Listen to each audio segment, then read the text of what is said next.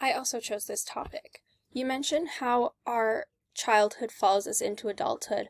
I believe this to be so as well. Sigmund Freud made an excellent argument about this. However, I do not agree with all of his sexual arguments that he made.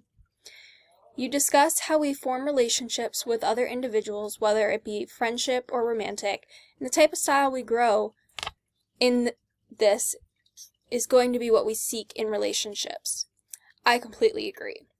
I have found that many follow what they are used to for relationships. Attachment anxieties are an example, as you mentioned. I discussed specifically the preoccupied attachment style. This style is if an individual gets constant reassurance from an abusive relationship, they will want to stay.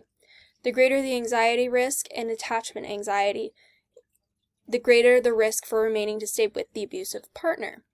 I also discussed different attachment styles formed from early childhood experiences. When a child experiences a lack of consistent emotional availability or responsiveness from their caregiver, they may develop an anxious, preoccupied attachment style. This inconsistency leaves the children uncertain about the dependability of their caregiver in meeting their emotional and physical needs.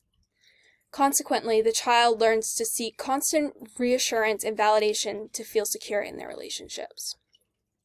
I, however, disagree with the matter that when people have anxiety, they necessarily have a negative view of everyone. People who have anxiety often have a negative view of themselves, but they more fear of the individual leaving than having a negative view of their partner. I believe that we took two different viewpoints on the matter. Therefore, the abuser and the abused roles are also closely intertwined. This also challenged my way of thinking throughout your presentation. I had to flip the roles as you explained them. You mentioned the fact that individuals will often leave these relationships to find better ones. I believe if the abused wants to change, then they will make it. They often are tied to their abuser in a way that makes them reluctant to leave, but I feel that what you are saying is correct. Many do not want to be in a replicative style and want to change. It is definitely their choice to make, and these theories are significant in search for a new partner.